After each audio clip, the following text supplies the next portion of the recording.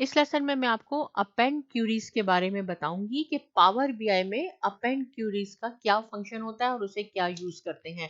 देखिए, last lesson में हमने ये डिस्कस किया कि ये 3 टेबल्स थे, यानी 3 क्यूरीज थी, CSV फाइल में सेव थी और उसको हम इंपोर्ट करके पावर बीआई में ले आए हैं। अब देखिए, डेटा इसका सेम है, कॉलम भी इसके सेम है, बस ये ईयर डिफरेंट है। तो कितना ज़्यादा अच्छा होगा कि मैं एक नया टेबल बना लूं या मैं एक नई क्यूरी बना लूं जिसमें ये तीनों को आपस में ज्वाइन करके एक टेबल हमारा बन जाएगा, एक क्यूरी बन जाएगी। ये ज़रूरी नहीं है कि ये सारे कॉलम एग्जैक्ट सारे टेबल्स में सेम हो तो आप उसको अपेंड कर सकते हैं या ज्वाइन कर सकते हैं। अगर आपके पास एक टेबल में डिफरेंट कॉलम्स हैं या फील्ड्स जिसको हम कहते हैं, और दूसरा आपके पास एक सपोज ये जो पॉपुलेशन का है इसमें हमारे पास सपोज डिफरेंट कॉलम्स हैं, तो भी आप इनको ऐड कर सकते हैं, अपेंड कर सकते हैं। जो कॉलम एक टेबल में नहीं होगा और दूसरे में मौजूद होगा उसका एक नया बन जाएगा कॉलम, और जिसमें वो नहीं होगा वहां नल नल वैल्यूज आएंगी। ये भी मैं आपको नेक्स्ट लेसन में करके दिखा दूंगी।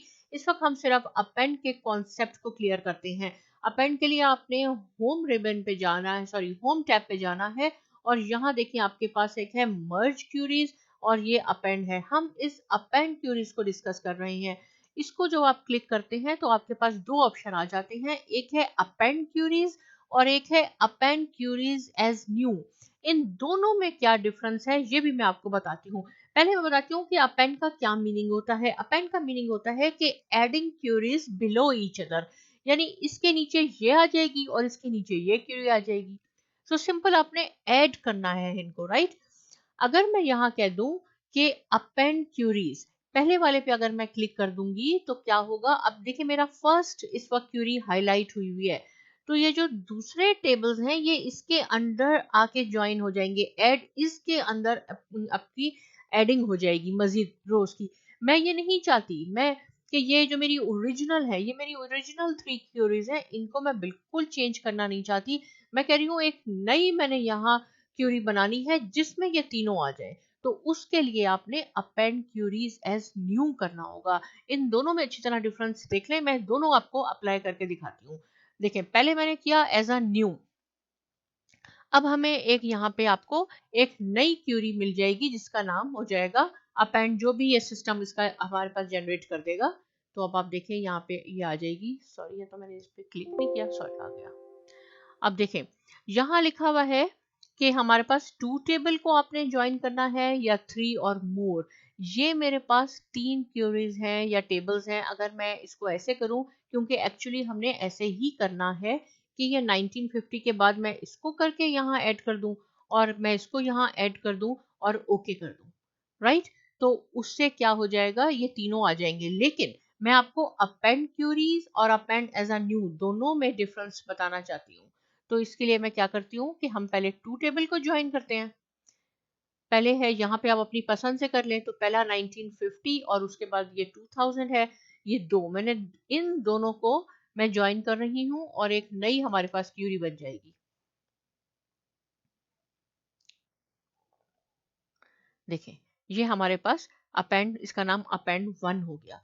इसमें क्या हुआ, अब आपने चेक करना है कि ये फर्स्ट और सेकंड क्यूरी इसमें बन गई या नहीं।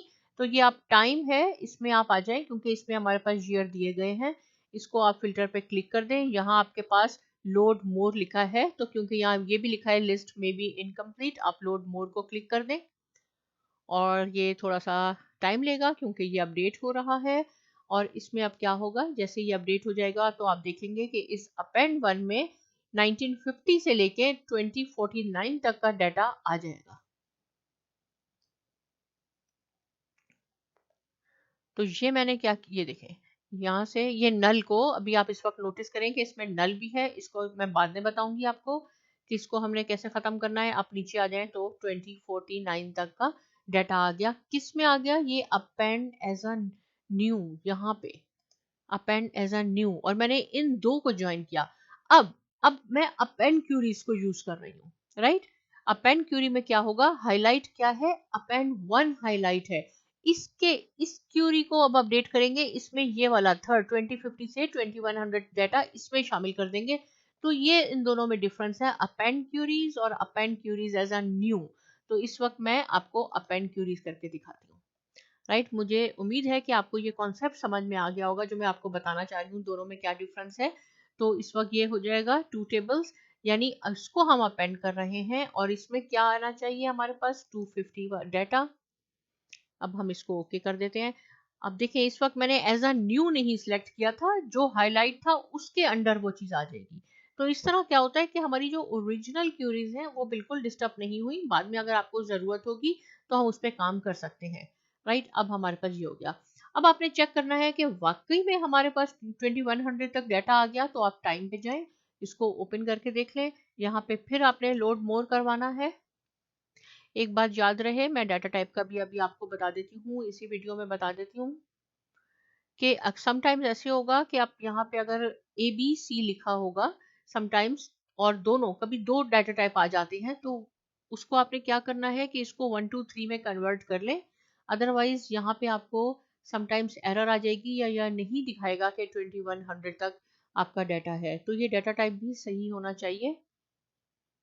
ए बी सी होगा तो भी आपको दिखा देगा। अब हम इसको नीचे लेके आते हैं और देखिए 2100 तक हो गया। तो इससे क्या हुआ, हमें क्या मालूम हुआ कि हमने अपेंड क्यूरीज, अपेंड का क्या मीनिंग है, adding the queries below each other. ये तीन सेपरेट थी हमारे पास फाइल्स, इससे हमने एक फाइल बना ली।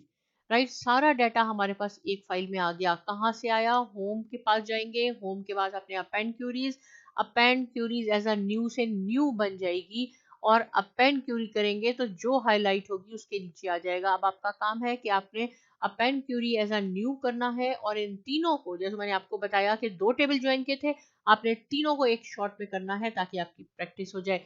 अब अपेंड क्यूरीज इसका नाम सही नहीं लग रहा, तो हम इसको नाम इसका चेंज कर सकते हैं। नाम चेंज करने के भी दो तीन तरीके हैं।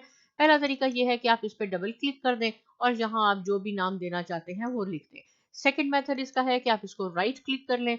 राइट क्लिक के बाद ये देखें ये रीनेम आ गया, और यहाँ हम क्या कर देते हैं, इसका नाम हम लिख देते हैं कंबाइंड, कंबाइंड पॉपुलेशन, ताकि हमें मालूम हो जाए कि ये हमने सबको कंबाइन किया। ये इसका सेकंड मेथड हो गया आपको नाम चेंज करने का।